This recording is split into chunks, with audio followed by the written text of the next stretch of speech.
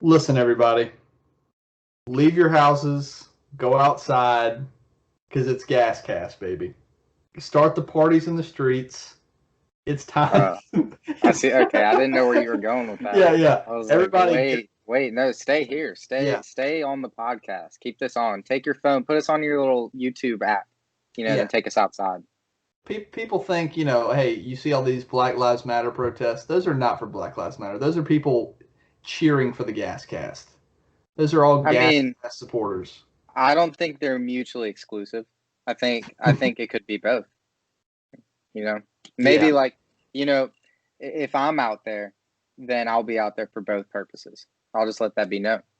Like, if you see me out there, on CNN or on someone's Twitter account, throwing something at something, I don't know, whatever they're doing, then just yeah.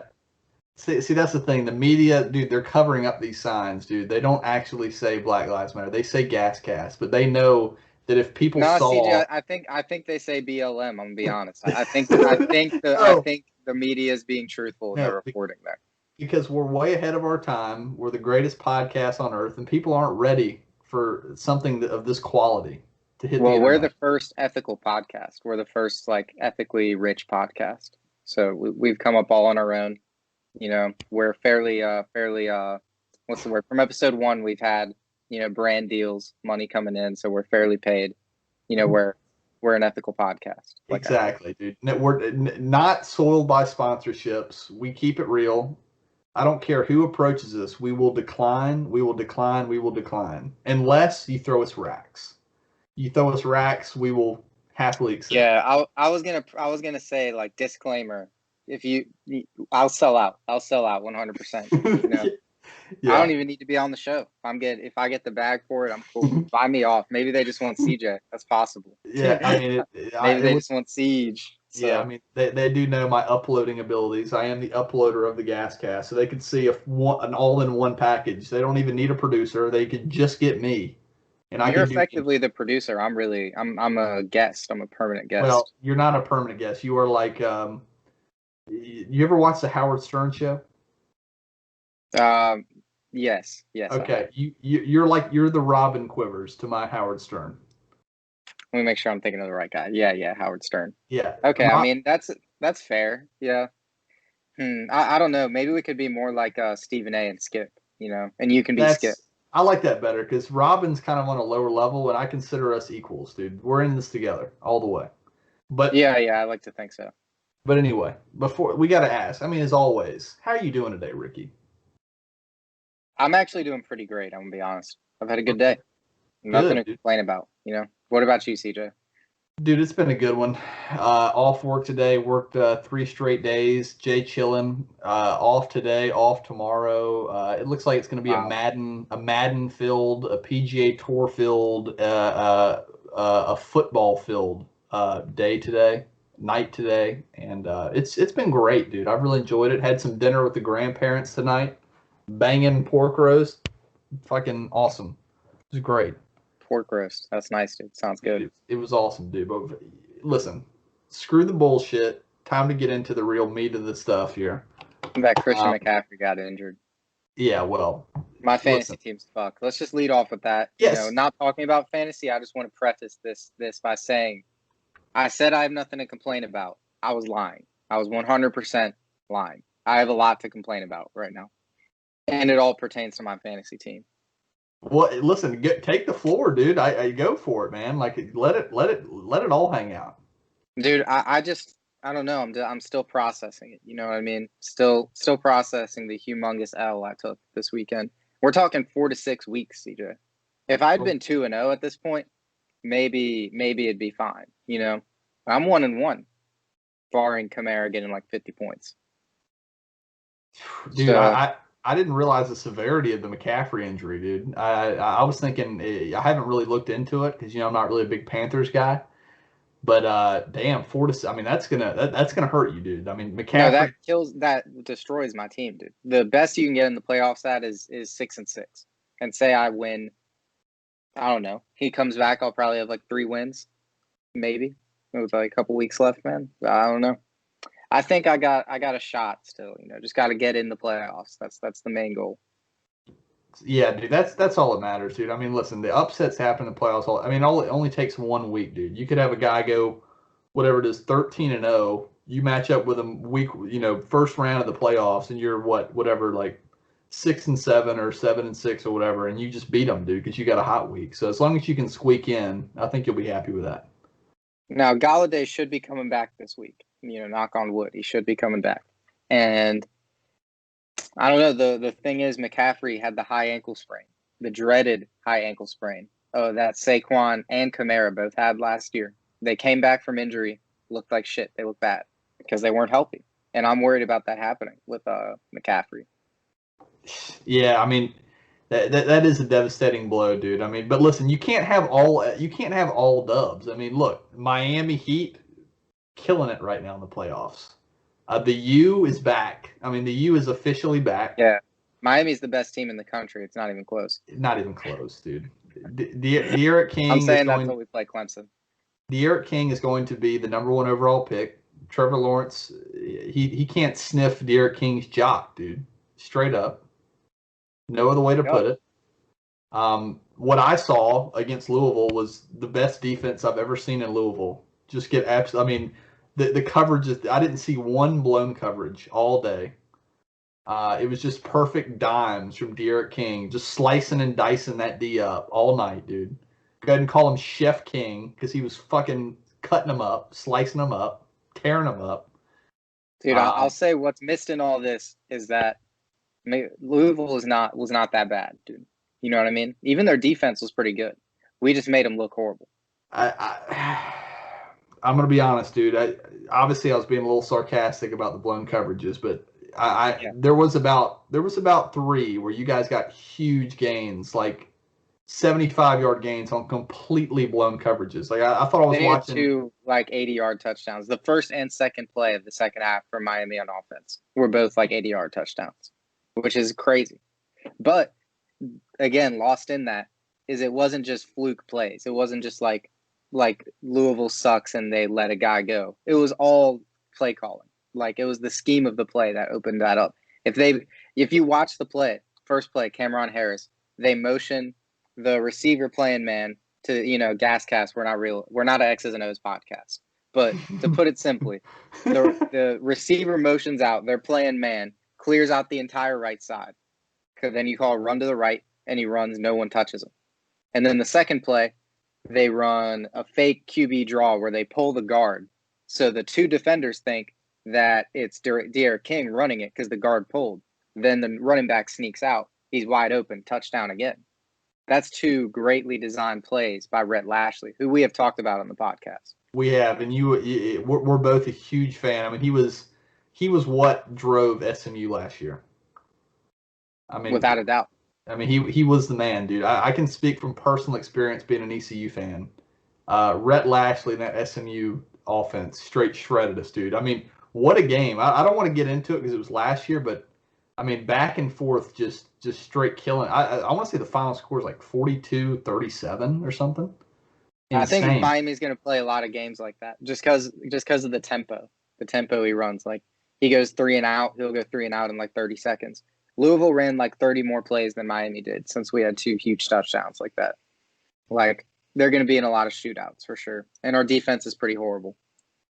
Yeah, I'm hopeful though, dude. I mean, compared to last year, I think we're already looking like huge upgrade from last year. Offensively, it's like night and day. Oh, for sure. Like you said, there's no better way to put it. Night and day. Like this year, the offense is for sure the strength of the team. Kicker made a 50-70-yarder when our kicker couldn't make a 30-yarder last year. So, like you said, it's looking good. I think we'll beat the shit out of UNC. I'm gonna say it right now. Anyone listening, we are gonna beat UNC by a lot of points. Keep it here. September 21st on the GasCast. Mark it, dude. Mark it. Blowout. 42. What's your prediction on that score? 45-42 Miami. They won't actually kick their ass. Miami will give up a lot of points, but we'll score more points. Sam Howell's a beast. Yeah, dude, he is. He's gonna be like. I think he's gonna be a solid NFL quarterback if he gets the chance. I agree, and our corners are pretty bad too. So I think it'll be an open season for Sam Howell. Dude, I just can't believe you would give North Carolina a point, dude. I was thinking your score would have been like more like 56-0 Miami.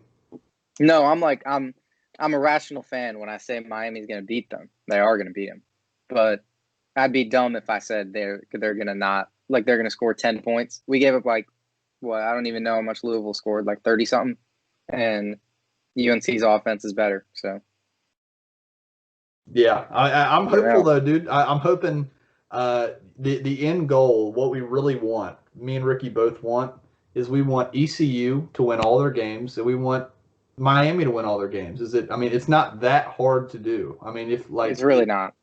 Like win all your games, like go to one of the January bowls, dude. Like we're not asking for much. Like just and Miami plays Clemson this year, so that's may not be. I think 11-1 is or whatever. I don't even know how many games they play. 9-1. I think they play 10 games or something. But either way, we'll have one loss for sure. Well, listen, Clemson, they don't understand. A storm's coming, dude. A storm's coming. Yeah, it's a hurricane's coming. You remember when Pitt went to Clemson and beat them when they were like, I think that Miami's just not the type of team who does that, dude. Like, yeah. They're just a team that gets handled when they get handled. You know what I mean? Like, yeah. And Pitt is not one of those teams. You know what I mean? Pitt is like, for some reason, they can just give you a game sometimes, And Miami, like I said, when they lose, they tend to lose. So get blown out. Dude. Yeah, especially when the opponent's like actually better than them. Funny, the only example I can think of really of like a real close loss is Pitt. Well, there you go, dude. Pitt, I mean, they're dog fighters out there, dude. They'll give you a dog fight. Those are some tough guys out there in Pitt, dude. The talent's not there, but my God, they fight. Yeah, they put some guys in the NFL because Steel City or what, is that it? Steel something. Steel Curtain? I mean, is it? I think they're like a city. The Pittsburgh is like the steel industry, man. Yeah, the steel belt. Yeah, but anyway, dude. All right, so we got to talk about a geography podcast. Yeah. But yeah, I mean, just to cap that off, Miami, hopefully undefeated. ECU definitely undefeated. Yeah, I'm not gonna lie. I saw 2 games on ECU's schedule that I'm like, yeah, they'll win that. Past that, I don't have any guarantees. Oh, so I was kind of hoping that you would say like the only 2 games that are guarantees would be Cincinnati and UCF. Because those are. I'm saying they'll beat South Florida and they'll beat Georgia Southern. Wow, dude. Hopefully.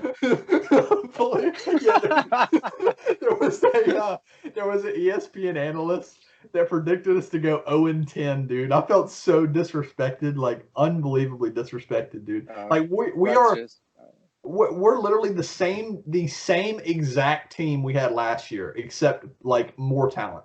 Like dude, continuity in college football is huge, dude, especially this year. But yeah, dude.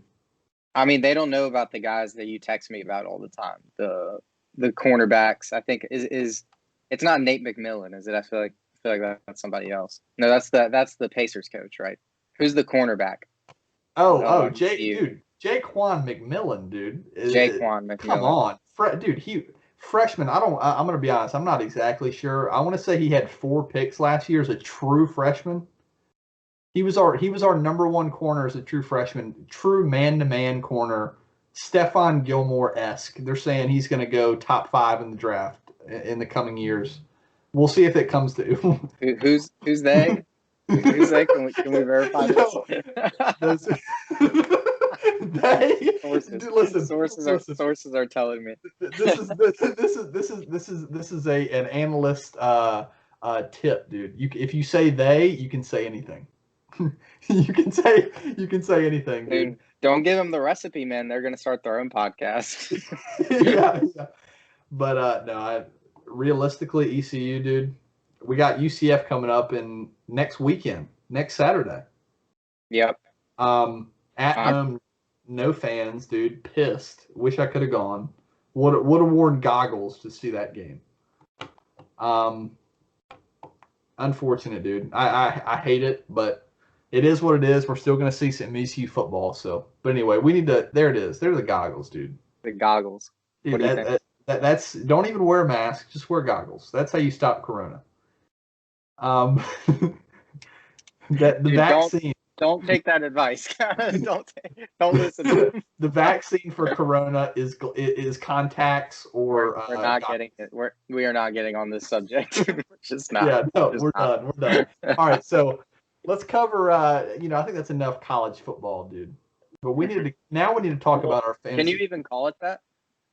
I mean, we just talk about Miami and ECU every time. Well, that's what we do, dude. We got to talk about our teams at some point during the podcast. That's a staple. I mean, Especially with our NFL teams, like you gotta talk about the other ones. Oh yeah, do you want to talk? Were you going to the NBA? Was that your pivot? I'll be honest. We could go ahead and skip fantasy football, dude. But I will say, I think so too. Nobody cares about our fans. Yeah, nobody gives a shit about our fantasy football team. But I will say I made a big trade this week, and I lost. You lost Corey Davis, so that's a like really sad. Like hard to give up a guy you just got on the waiver wire a week ago. That's hard. Yeah, I mean, dude, he was his trajectory, dude. He was on pace to be the 9th man of the year in the league, dude. Yeah, and that's a big deal. Like that's an award we give out every year, 9th man. Like that's an old adage. You're only as good as the 9th man on your fantasy football roster. Exactly. I think was that like Aristotle or something? I don't remember. Ben Franklin. Oh yeah. Yeah, but no. So we lost. Basically, I traded. My team's already looking amazing. As long as Cooper Kupp can put some stuff together, I'm in line for some big weeks. And so I'm trading Russell Wilson and Corey Davis for Lamar Jackson. We said we weren't going to talk about fantasy football, but I'll say before like McCaffrey got hurt, I thought, okay, CJ's got the best in the league, but I think I think right now the way it looks, I can maybe, steal some wins. You know what I mean? We can figure this out. Now that C-Mac got hurt, things are looking questionable as far as you not winning the championship in the league. Well, you got to look at somebody like a Grant, dude. Grant's team's looking pretty good. 2 back-to-back big weeks. I was surprised. I mean, not saying I thought his team was going to be ass or anything, but he's put up 2 big weeks in a row, and his team's looking like it's going to be a top 3 team in the league this year. Yeah, I agree. But anyway, no more fantasy football. Nobody cares about our fantasy football team except us. We just want to talk about it. So part of this is me and Ricky just having an outlet to talk basically to each other about our fantasy football teams. Yeah, that's what's missed. Is it's not like we're talking on the phone. We're texting most of the time. So you get on here and it's like, oh, let's talk about it. But you forget, this is a podcast. We're here to entertain. Exactly. And I mean, best in the business, but right then we kind of lost track there. But anyway, we got to talk. We have to talk about the Washington football team, because as I texted Ricky the other day, and I think most of you out there will agree, if you look at it, so week 1 we beat the Eagles, and the Eagles went to the division playoff game last year. And the Cardinals, we lost to the Cardinals this week, but the Cardinals beat the 49ers, who went to the Super Bowl. So if, as a logical thinker, that means that the Washington football team is going to go to the NFC Championship game this year, because it's in between the division title game and the Super Bowl. So that's, as a logical thinker, that's where we're going. We are going to be in the NFC Championship game this year, and we're never going to look back, dude. We're never going to look back. Like Ricky, I know you watched the game, dude, and mm-hmm. what is up with the first half performances of the Washington football team, dude? I mean, we're a second half team. It's been known. Dwayne Haskins, second half quarterback. I don't know, man. It was just kind of ugly. You spot the Cardinals 14 points basically immediately. It's hard to win after that. So True. That the fumble was really what did it, and then obviously the muffed punt that was huge. But I feel like the fumble was really. I mean, that was devastating, dude. I mean, what was it? I wasn't watching the game, but I was just watching the tracker on my phone. What was it like? We were at the 5 yard line, second and goal, and Haskins fumbled on a Chandler Jones sack. Is that right? Yeah, I about to mean, score. dude, we have to be honestly, we have to be like the worst team for red zone efficiency in the league, dude. Like seriously, when we get in the red zone, we have like a 20% chance of scoring, dude, at best. Dude, Like, I'll say watching watching the Washington offense reminds me of watching the Miami offense of last year, in the sense that anytime they make a big play, anytime they pick up some yards, you're like, okay, they could go 3-and-out at any moment. You know what I mean? yep, Like at any like they're not Garrett. They get into, like you said, Miami's offense would be inside the 10-yard line, and I'd be like, we're not going to score. Like, we're just not going to pick. I'm like, you're telling me we got to pick up. We're not doing it. There's no way. yeah. And when I'm watching Washington, it's like there's a penalty, and I'm like, so now we have to get 1st and 20. No chance. No chance we get 20 yards in 3 plays. It's not happening. Dude, it's sad for Haskins because honestly, I don't know. Did you watch the whole game or just through the like 3 quarters? I watched, like, I was skipping around, like I was on red zone for a little bit. Like I didn't catch every play of the game or anything, but I caught parts of every quarter of the game. Okay, got you. All right. Well, towards the end of the game, I don't know if it was just the Cardinals like gassed on defense or they didn't give a fuck or whatever, but Haskins started to dice them up a little bit towards the end, dude. Some quick. He looked like Tom Brady out there. No deep balls, but it was like three-step drop diamond people all across the field, dude. I was loving it. If he could just get some, I mean, we have the worst receiving core in the league. We have probably a top 5 worst offensive line in the league. We have probably a top 7 or 8 worst running back rooms in the league. Even though Antonio Gibson looks good, I mean, he's still a 3rd round draft choice, a rookie. I mean, that's our best running back. So I thought it was weird that Peyton Barber got like 1 carry after getting like a lot of work last week. yeah, somebody that looked awesome was McKissick. McKissick looked great. Good. He looked great, good. dude. So I remember seeing that and being like, "Who's 41? Like, who is that, dude?" Dude, it is so clear that the Redskins, the football team, the Washington, whatever you want me to call them, they're literally modeling their team after the 49ers. Like it's so clear, dude. We run the same offense. Our defense, like the way that they drafted, is the same exact the 49ers have. Dude, if we can get Kendall Fuller back in the house playing, have a number 1 corner, I think our Terry defense McLaurin looked really good. Terry McLaurin looked awesome. Dude, he's so physical, dude. Like And that's what I was texting you during the game is when your team isn't the best, you're probably not going to the playoffs. You got to take the bright spots, especially when you're a really young team. Like you said, most of the position groups on the offense are bottom 4, bottom 5 in the league. So it's kind of hard to expect too much. So when you see some flashes, it's like, okay, like we got something. Our offense reminds me a lot of the 2015 Pirates, where we had Zay Jones. God, dude. I don't want to listen. We had Zay Jones. We had Zay Jones catching 22 passes against South Carolina in like the worst offense you've ever seen. Shitty quarterback, shitty offensive line, shitty running backs. But Zay Jones is like the clear baller, and we're just feeding him the ball. That's what I saw yesterday with Washington, dude. I mean, towards the end of the game, it was like force feeding McLaurin the ball. Yeah. What scares me about that is like not every team is just going to let that happen. You know what I mean? Like, but past that, I mean, I got to be honest though, the Cardinals, they're a pretty fast defense, dude. I was impressed. Like I thought that they looked compared to where they were last year, especially. I was impressed with their defense yesterday. I mean, they have Isaiah Simmons, Budda Baker, Hassan Reddick are all really fast. Chandler Jones is a good player. Byron Murphy at corner. He's good. Patrick Peterson, a little old, but he's good. Like, hey, how about the big pickup, Devondre Campbell too, linebacker. linebacker. Yeah, He's he's a not good. fast, but he's a good He's player. good though. He's good though.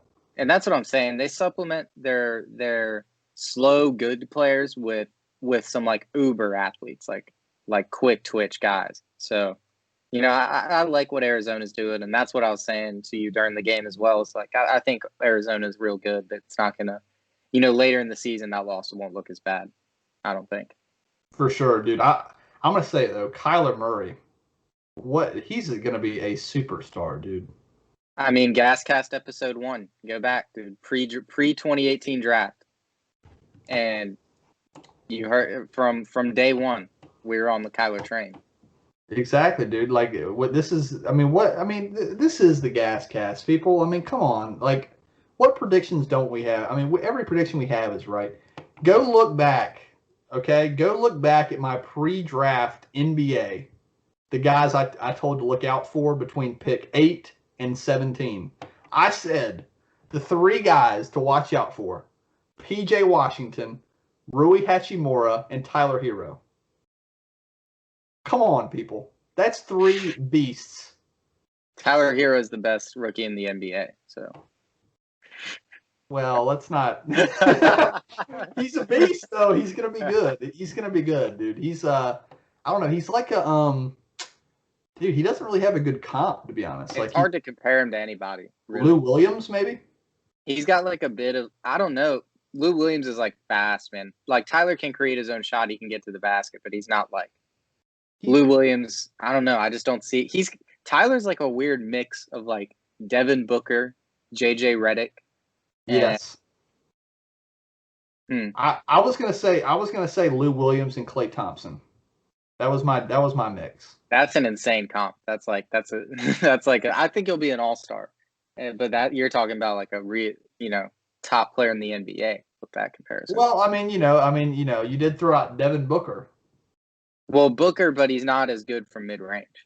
Like he's not, or Hero's not as good as Booker from mid-range. Like he's not a fucking machine from there, but he's also 20 years old, so maybe he will be.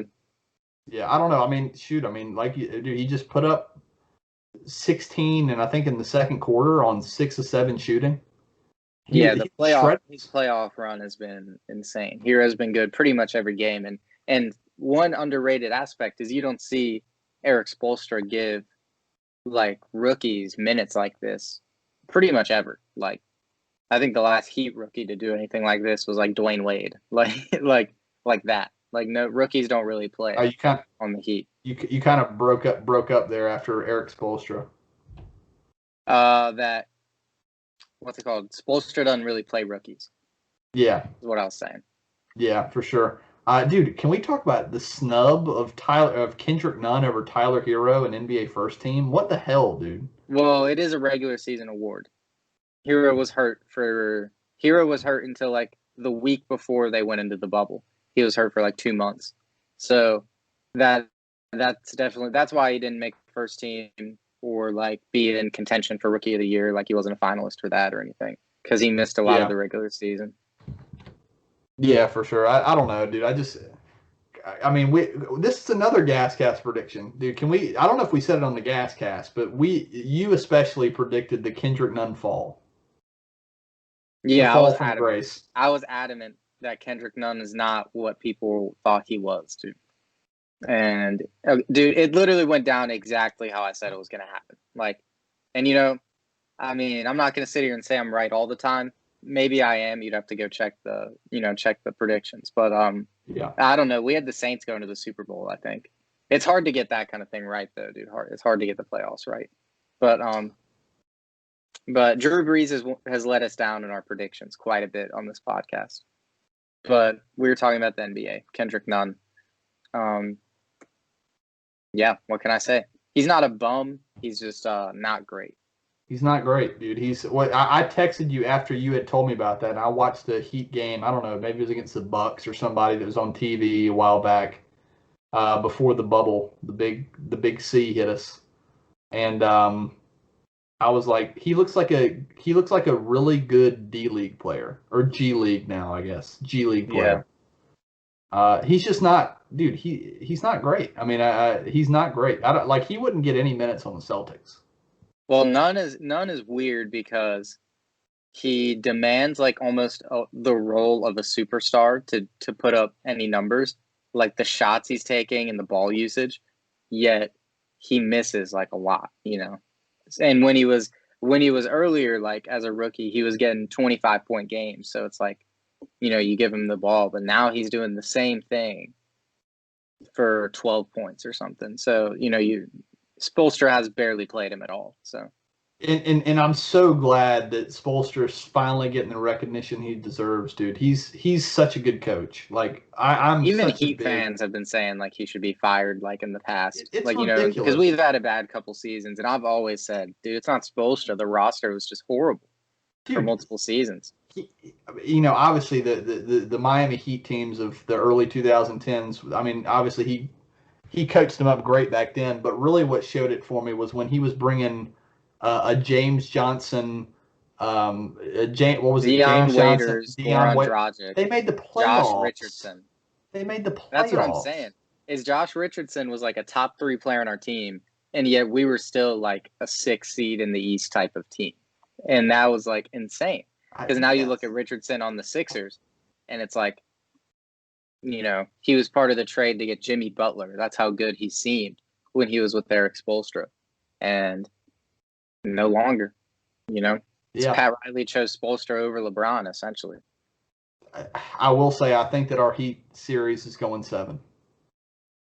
Oh yeah, I don't. You know, I've always. I'll admit, dude. Last GasCast, I wasn't like, you know, the cocky Heat fan you'd like to hear. You know, I wasn't expecting us to beat the Celtics. So going up. Whoa! Time out. I said that. Time out. I did what? So for all the GasCast people out there, I go back and listen to the GasCast afterwards to make sure everything sounds okay. Ricky, you are on tape saying that you have a chance to win the NBA Finals. You asked me what the ceiling was. You said, what is the ceiling? Okay, I did. But still, that was still in the combo. You did. I don't think we discussed the likelihood of Celtics over Heat, to be honest. Like as far as I don't know. I just don't remember that. Maybe we did. I remember we talked about it, and I said right now the way the Celtics look, I'd rather play the Raptors. I said I could see the Celtics beating us in 6 games. And you said if the Heat win game 1, it'll go to 7 games. And the Heat went up 2-0, and I was starting to think, you know, maybe it's going to be like the Bucks series.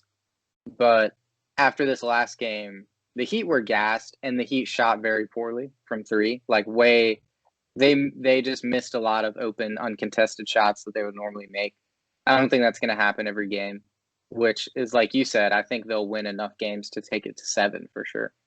Like I don't think they're going to go cold and lose every game for the rest of the series, be out in 6. Like, well, dude, the only thing keeping them in it, I mean, obviously their defense has been great. I mean, being able to switch defense on with every player on the court. I mean, even Bam, he can guard the perimeter. I mean, Bam can guard 1 to 5. It's exactly insane. Yeah, and so you know, I was thinking like the Heat are probably one of the greatest catch and shoot teams I have ever seen in my life, dude. And I saw a stat when I was watching the game that the Heat have the third highest catch and shoot 3-point percentage since like the other one were the 2013-14 Warriors and the other one was the 15-16 Warriors or something like that in the last decade. That's why they've been a great bubble team, especially. They run more dribble handoffs, like just stand in there, hand it to Duncan Robinson or Hero, and they just pull up right off of it. Like they run that more than anyone in the NBA.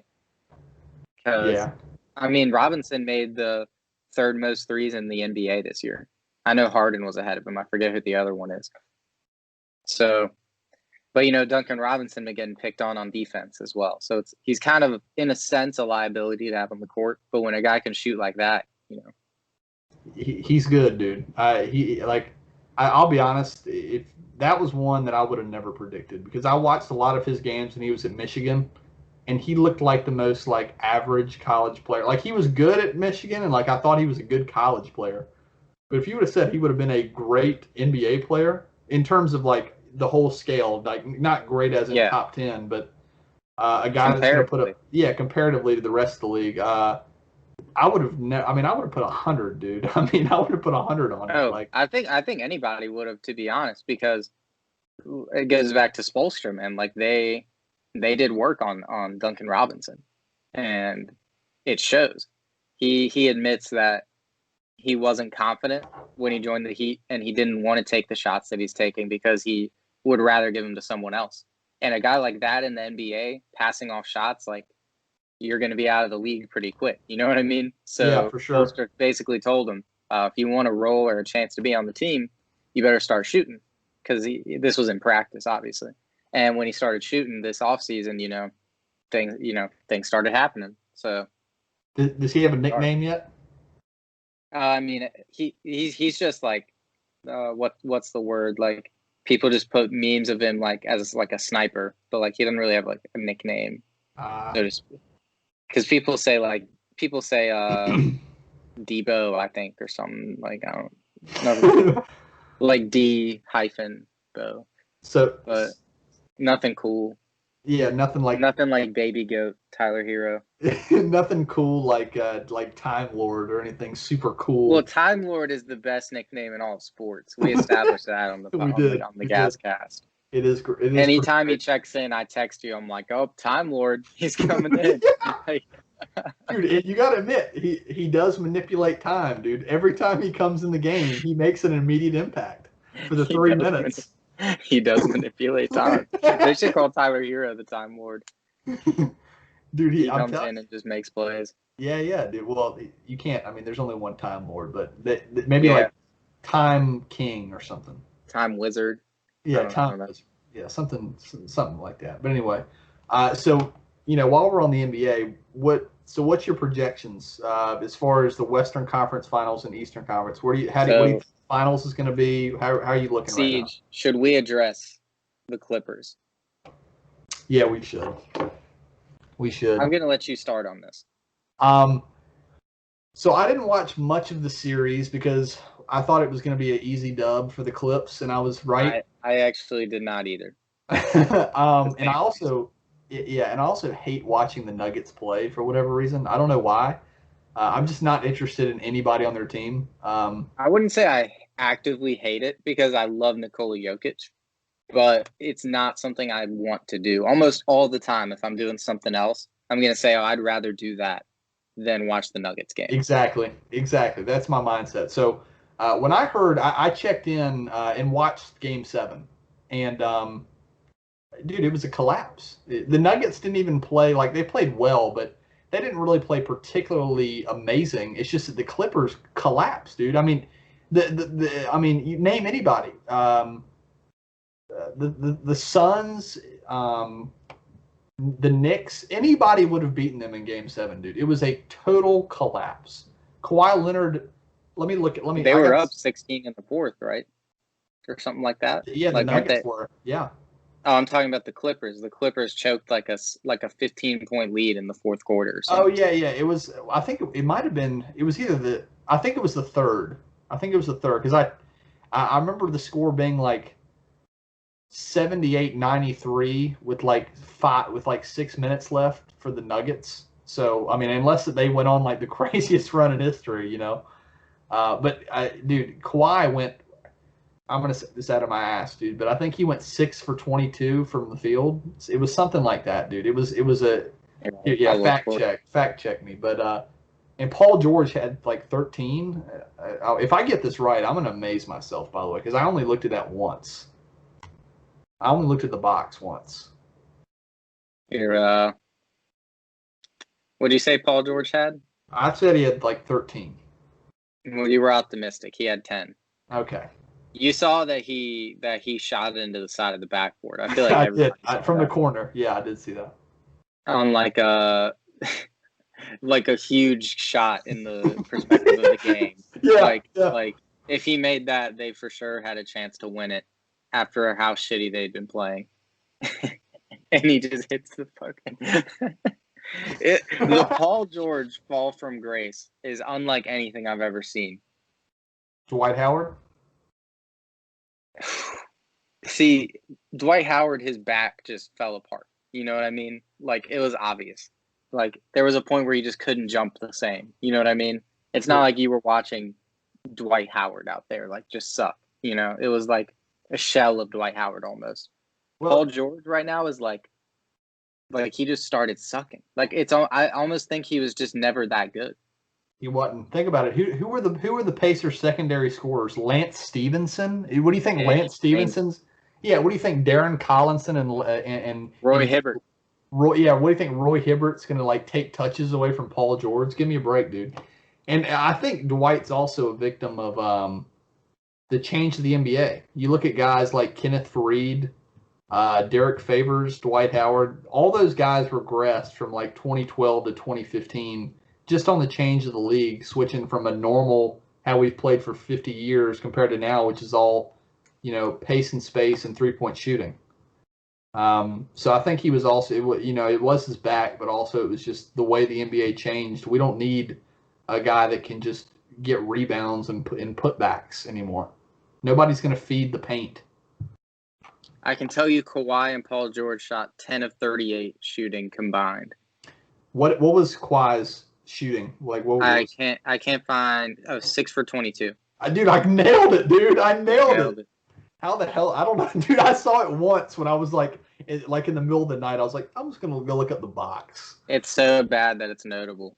Like, yeah, true. It was pretty bad, but yeah, I don't know, dude. So, what do you think? What do you do? They just gave up their entire future of their franchise for Paul George. Essentially, they gave up like 7 first-round picks or something insane, yeah. and Shai Gilgeous, who I would take over Paul George right now. Well, at least going into next year, I would. I'll tell you that. Yeah, for sure. Not last year. Like, going into last year, it was like, the trade didn't seem like a rob. It didn't seem like robbery. You know what I mean? Yeah.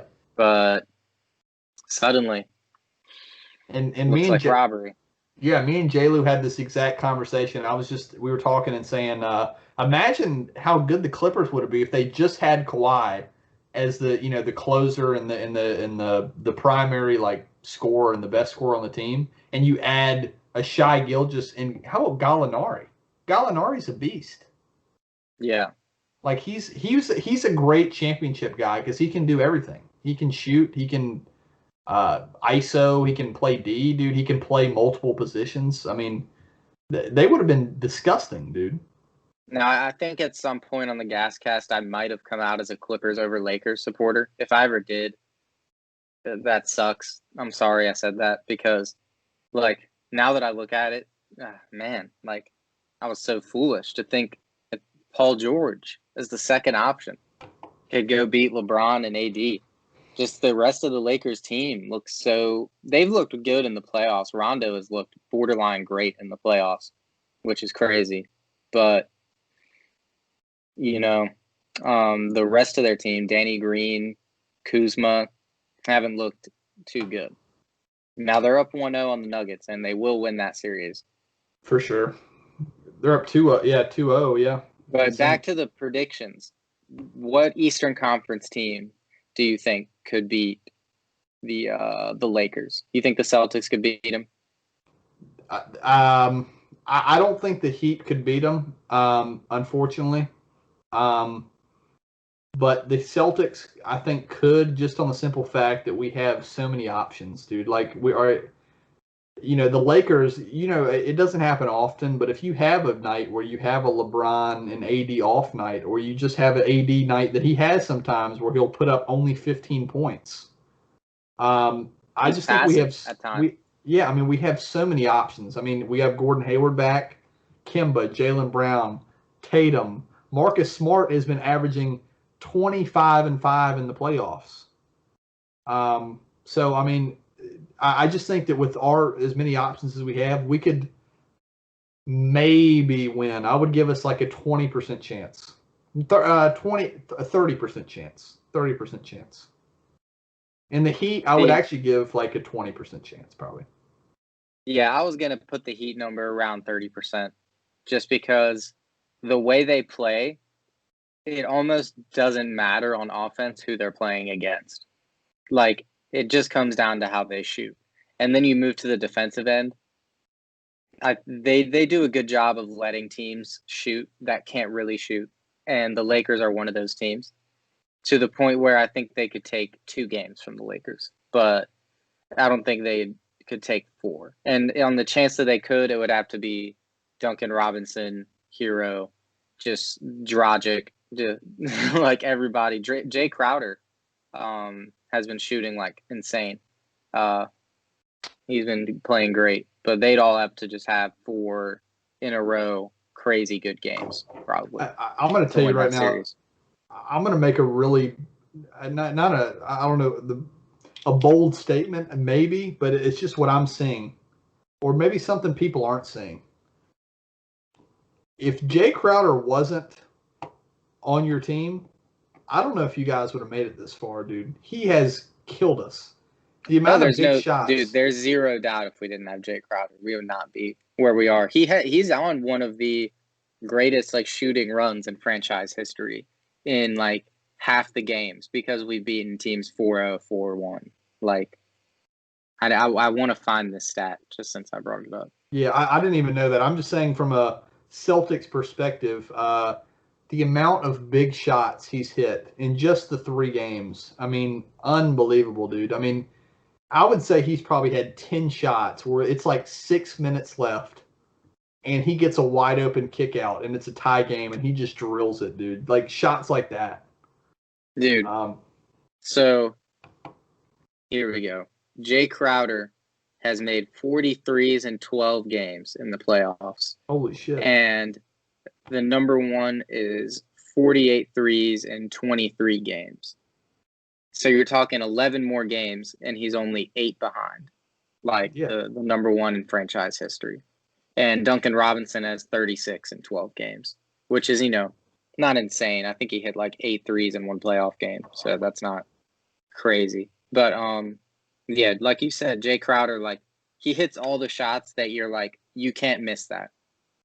Like, he's wide open, and it's like off the 3rd pass or something, and you're just like, boom, Jay Crowder. He hits those. He does. But yeah, he's been playing great. He's the reason we have 2 wins against the Celtics right now, too. Like you said, he's been playing great both games. Oh, he's been unbelievable, dude. He's been killing us. What about Kelly O? Is he injured? What's been going on, dude? He's playing hurt for sure, but he, I don't know. He played his role in the Pacer series that I'm kind of like, whatever. It's Kelly O. Like, he's not incredible, but he's not like he can hit some threes. You'll see a Kelly O game every now and then, dude, where he just gets like 18 points out of nowhere. But I don't know. I think there was something I texted you that there just can't be anything more humiliating than having Kelly O just light your team up, dude. Not as a fan, but as a player on that team. Like, you're watching this dude who looks like a Billy Goat, like, just run around and wet threes on you. I don't know. He's 7 fucking feet tall. Like, yeah, I mean, he's goofy. I got to give credit to JB, dude. Jimmy Butler. He's been your closer. He's been taking over games late. I don't want to say I've been surprised, but I've been getting hyped watching Jimmy Butler just because I'm like, it's like, thank God you're like showing out. You know what I mean? Like, I'm so happy that him and Goran Dragic, dude. I'm so glad that they're just like, I don't know, like. I always knew they could do it, but I didn't necessarily expect them to. You know what I mean?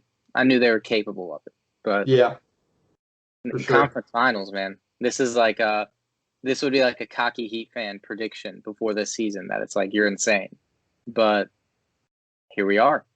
Beat the Bucks, and given we were a horrible matchup for them, we talked about that on the podcast. Like, that was about worst case scenario for them. That is true, dude. So I don't know. Celtics would have beat the Bucks if they matched up not in the conference finals. Well, I guess either way, but. So what's your overall prediction as far as Nuggets, Lakers, Heat, Celtics, and then the finals, and who's going to win it, and by who, and who's going to be Finals MVP?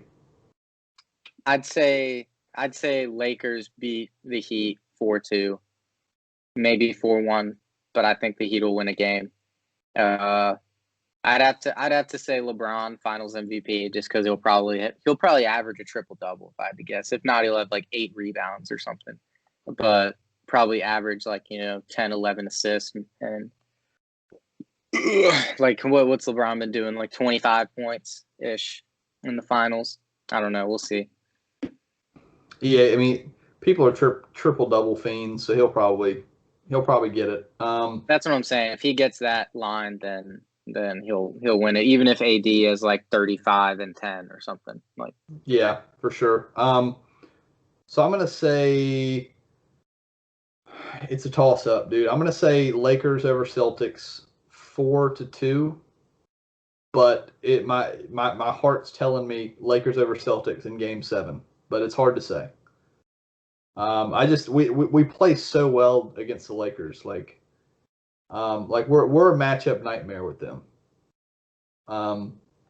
So I like, even if I give us a 30% chance to win, I still think that we could go deep with a lot of games in the series if it comes to that point. That is if we get past the Heat, obviously. right. Which is, I'm gonna say I still think that we're gonna get past the Heat, but it's gonna be it's tough, dude. I feel like in a 2-1 series, like as a fan, it'd be disingenuous to be like, oh, my team's gonna lose, like from either of our ends. Like, even you want to make an honest prediction, but at this point, you could make an argument for either side, so you might as well argue for your own team. For sure. So, and dude, I just want to touch on this too, like just a little thing. The NBA draft, like I always have my predictions on players who I think is going to break out and who's going to be really good. This is the first year ever where I don't know anything about any of the players in the draft.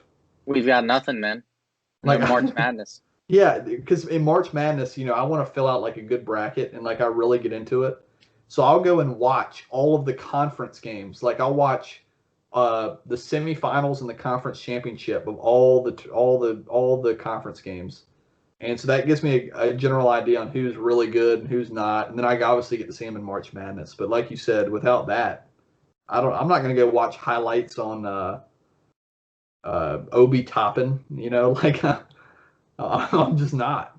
Yeah, and I think it also goes like, it feels almost pointless for me to predict it because the NBA teams don't have it either. So we don't know who they're going to pick. It's even harder to predict the draft order this year. And it's always pretty hard with the NBA.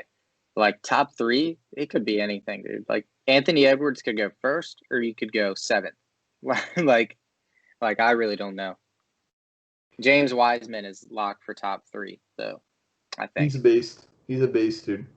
But if I'm the number 1 pick, if I'm the Hornets, at third? The Hornets are 1, right? Or third. Oh, really? Who's number 1?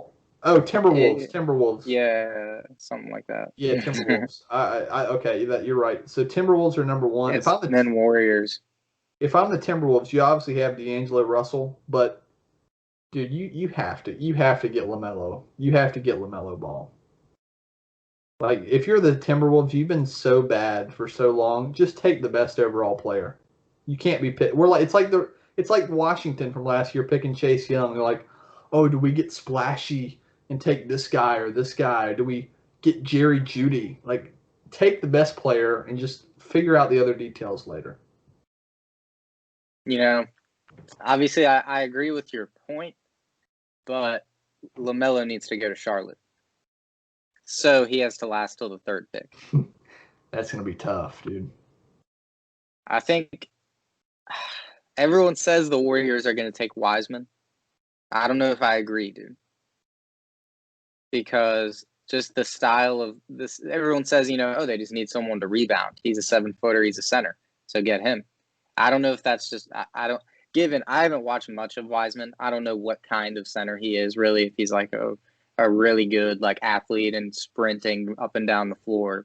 But if DeAndre Ayton were there and the Warriors were picking, they wouldn't pick DeAndre Ayton because imagine Ayton on the Warriors, it wouldn't work. True, but also I guess you really consider where does LaMelo fit in? I guess just add a really good player, but I mean Andrew Wiggins, Curry, Clay. I don't know. It's hard for me to fit LaMelo in that lineup anywhere. Especially he's so ball dominant, dude. He has to have. He's not a good off ball player. He's the one player I know a decent amount about, and he is a point guard. He needs the rock, and he's not going to get the rock. Curry's going to handle the rock. So I'll be honest, dude. I wouldn't hate Obi Toppin for Golden State. Yeah, I mean, I guess you kind of have to take Wiseman, but if you want to go small ball, I mean, Obi's kind of like a do-it-all guy, dude. That's what I'm saying. I don't think they'll go with Wiseman, especially with, Tyler Hero's been grabbing 10-plus rebounds in a game. Like, you don't need a 7-footer to have a good rebounding team, especially when you have Draymond Green. Like you said, Obi Toppin can do it all, and I think he can rebound effectively. You don't need a 7-footer, I just don't see how that will really benefit Steph and Clay.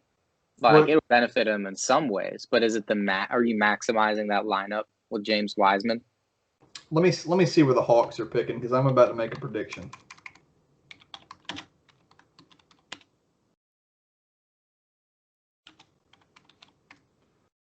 Let's see here. All right, the Hawks are picking at 6. Here's my prediction.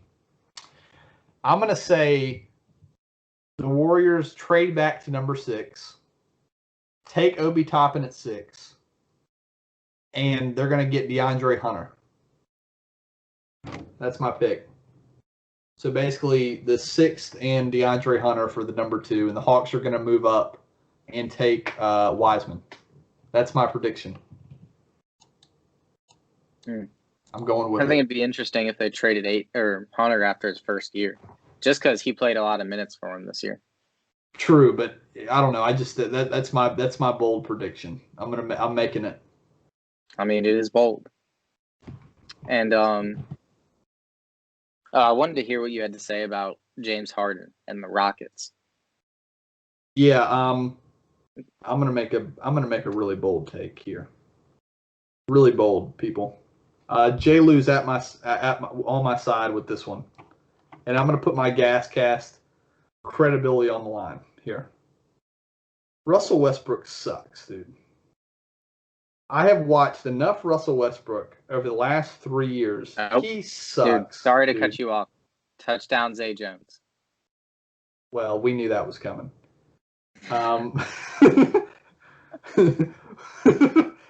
That was going to happen. Hope he started him in fantasy. Yeah. If you were deciding between Julio or Zay Jones, we hope you picked Zay this week. But I'm saying it, dude. Russell Westbrook sucks. I have watched probably 30 games of Russell Westbrook over the last 2 years. He sucks, dude.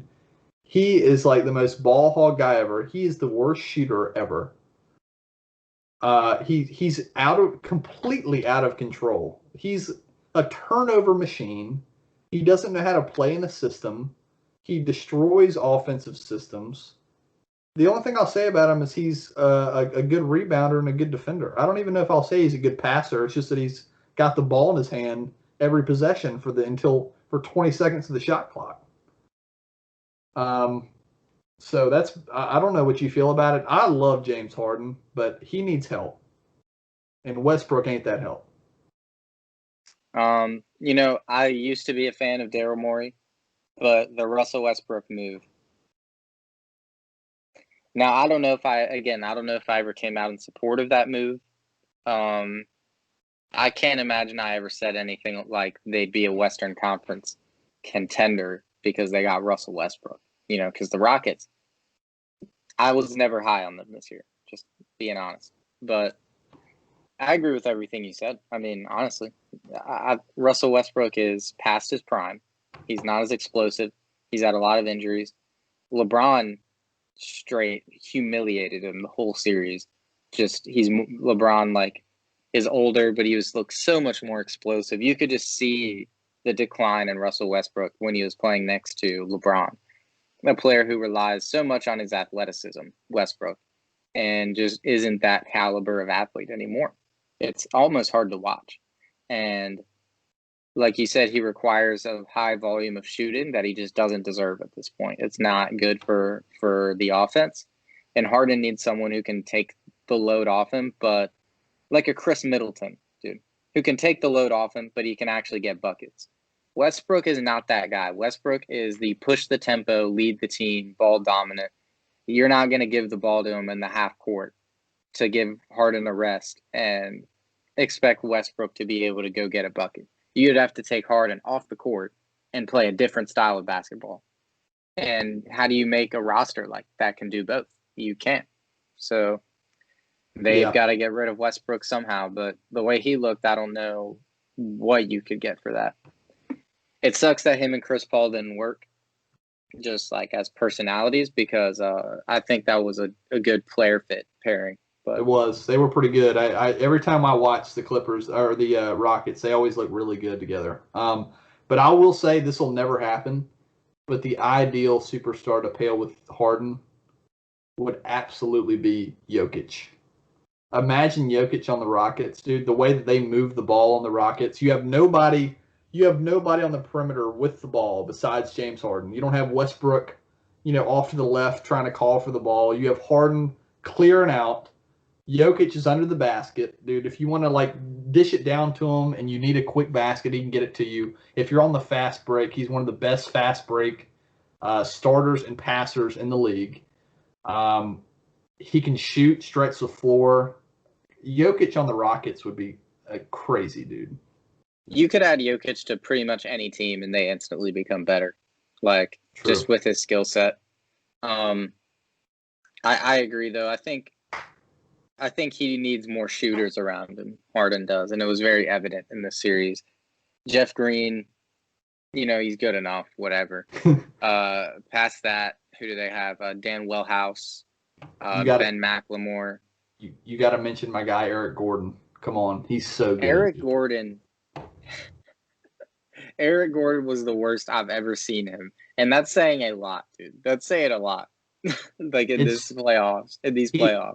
He didn't look great, but Eric Gordon is the best sixth man I have ever seen. When he's in his prime, dude, Eric, 2 years ago. He was never better than Lou Williams. It's up Jamal for debate. Crawford was better than him while he was playing.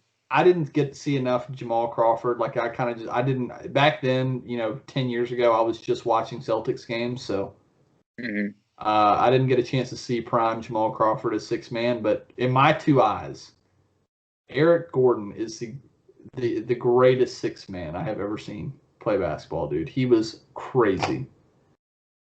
But yeah, he didn't look great this playoffs. This is an Eric Gordon podcast. Oh my God. Drew Brees just threw a fucking horrible interception. He's washed, and dude. That's 2 weeks in a row that Brees looks pretty awful. Dude, am I the only one that saw Brees last year? Brees didn't look good last year. In the playoffs, he didn't look great. That's for sure. Well, I mean, I don't know. Maybe I'm seeing a different game last year, but he tends to expose.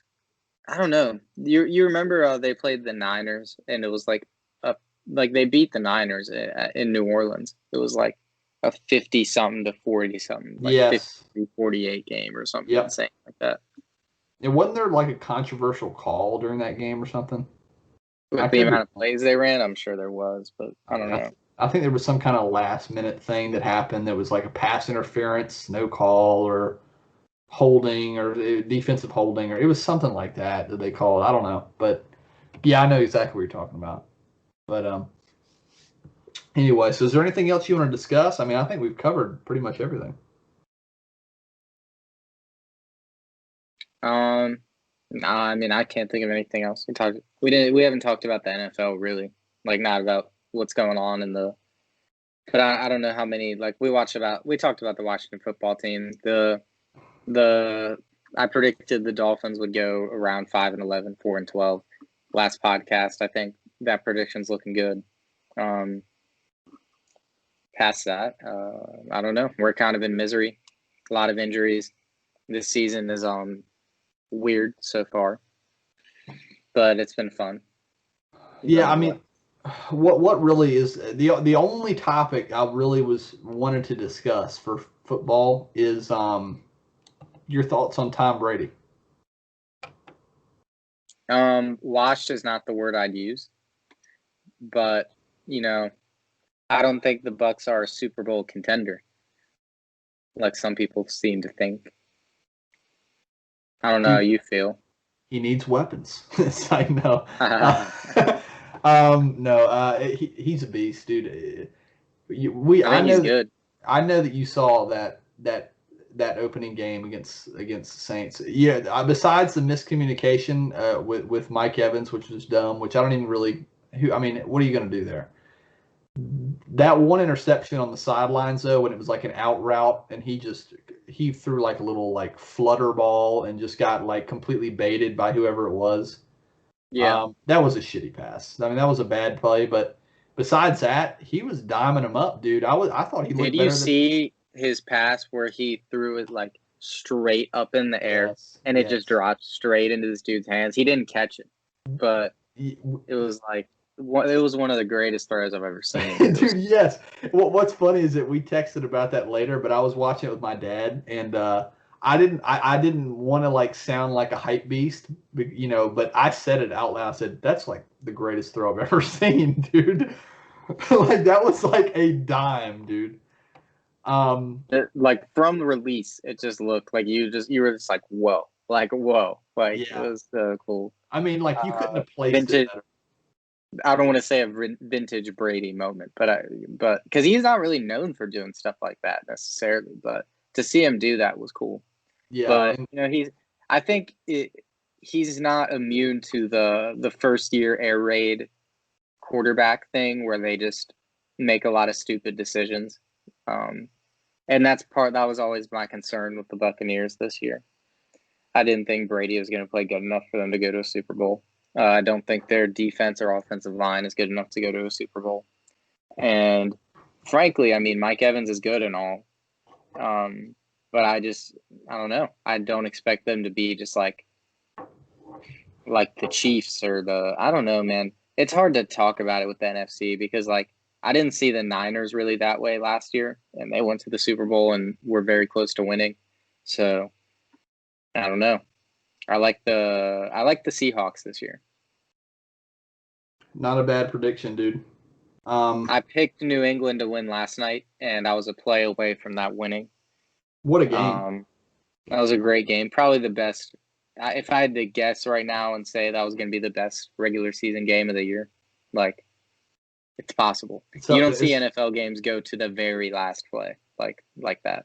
It's definitely going to be bare minimum top 3 for the season, and I got to give credit, dude. I got to give credit. Cam Newton looks great. This is the best I've ever seen him throw the football. He was diming up those receivers all game, dude. Edelman had nearly 200 yards, dude. Edelman had 180 yards. That's one play away from Edelman putting up 200. That's crazy. The fact that Cam is supporting something like that. And you have to keep in mind, too, this receiving core in New England is low-key better than, anyone he had in Carolina. And it's still bad.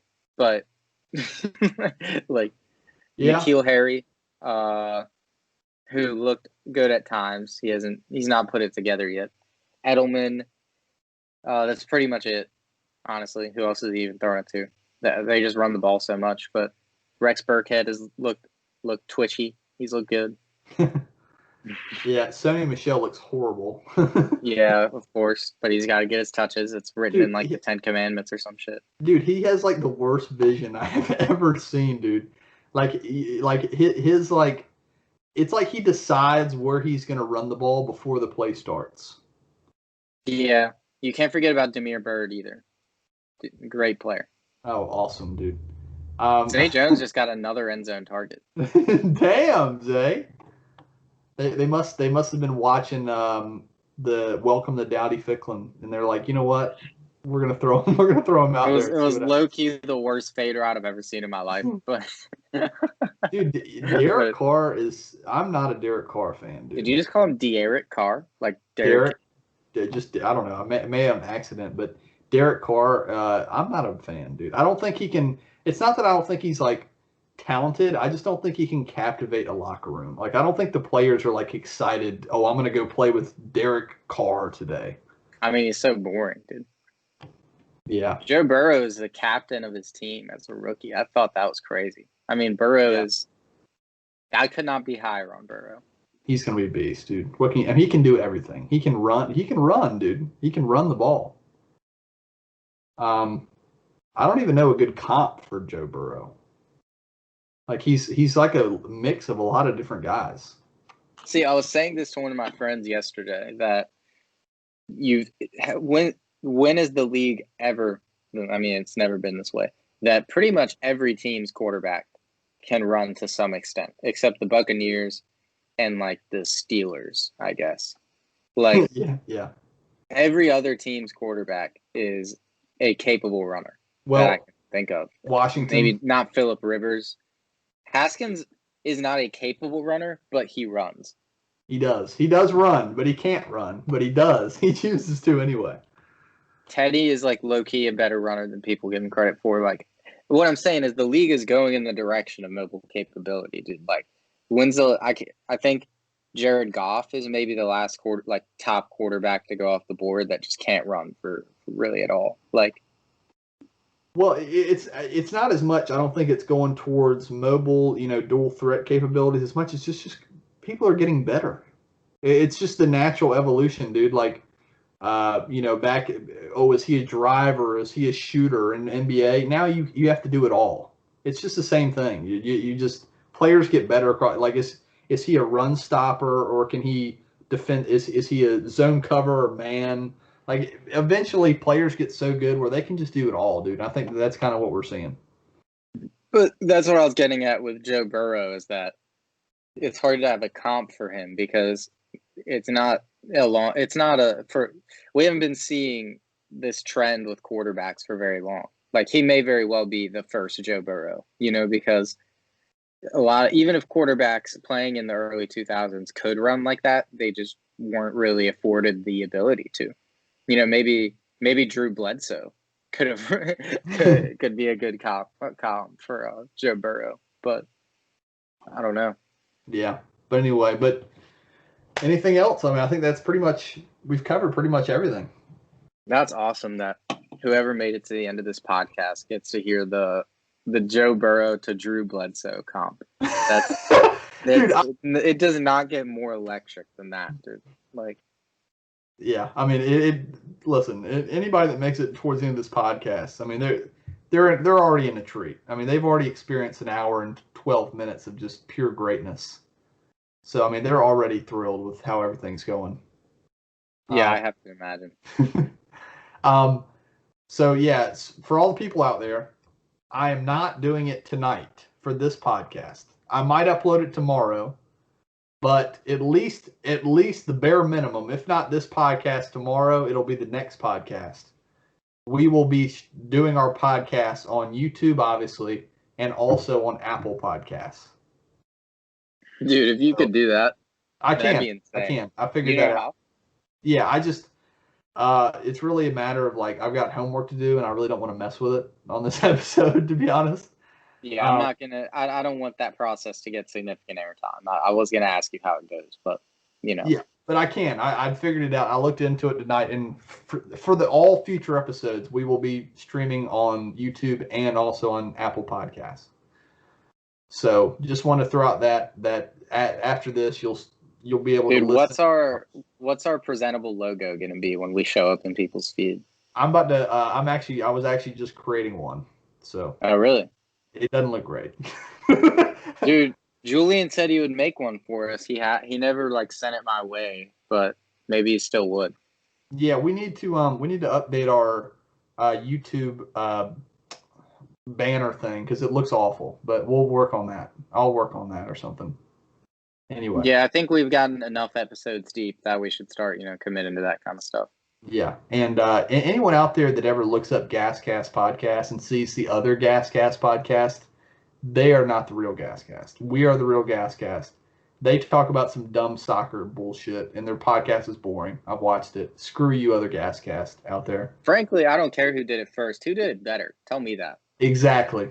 exactly. You put up a straw poll. I'm gonna say north of 90% would pick us.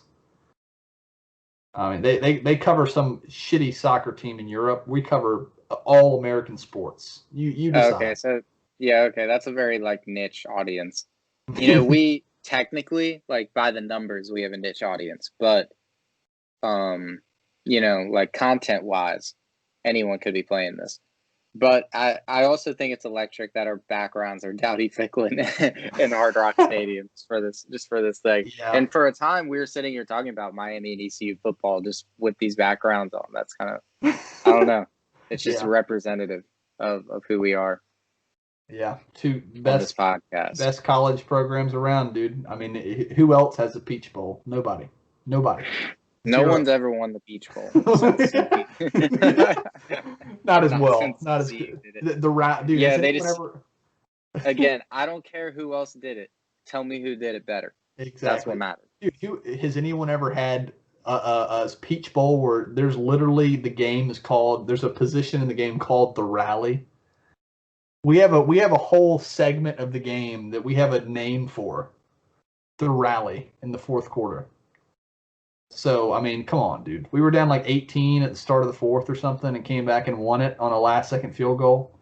I mean, nobody else is better than us. Bottom line, except for Miami. Dude, I think we're on even legs, man. You know, dude. I said it last year. If Miami played ECU, I said it would be a close game, dude. It'd be a shootout, that's for sure, dude. Any offense that plays us would be in a shootout because our defense was horrible. I don't know, man. Just because last year Miami, I mean, Louisiana Tech had multiple NFL players on their defense, so I guess that's fair. But I mean, we couldn't score like on anyone. But well, that's whatever. That's whatever, man. You could get live talk on that in the older GasCast episodes, like as it was happening. Yeah, so for ECU, we now have prototypical NFL size, like huge. We have really good sized players across the field. They're just young. Dude, our starting defensive tackle last year was like 270 pounds. I didn't know that App State is in the same. Like when I was watching them play Charlotte, their nose tackle was like 280 pounds, and like their offensive line looked like tight ends. Yeah, that was us last year. It was embarrassing, dude. But we're finally got some size. Like Temple, I don't want to go too hard, but Temple in the last game, they just ran down our throats, dude. They had like 250 yards of rushing on inside zones the entire game, dude. There was Miami ran for 350 on UAB, who was a top 30 run defense last year. There you go, dude. There you go. So, all right. Well, I guess that means that if any other team below rank, the 30th ranked defense from last year, they're going to put up like 400 yards rushing, by a logical person would deduce. So anyway, all right. Well, I guess Ricky, anything else? That's it. I guess we're good. I think that's it, dude. You got to do homework. It's pretty late. Yeah. So. Well, I mean, we got till 12. We're good. It's not much anyway. It's like 1 or 2 assignments, but anyway. All right, everybody. GasCast. We love you guys. We're gonna be back probably in a week or 2. We're gonna start churning them out at normal times, not 6 months. GasCast on the rise, and as always,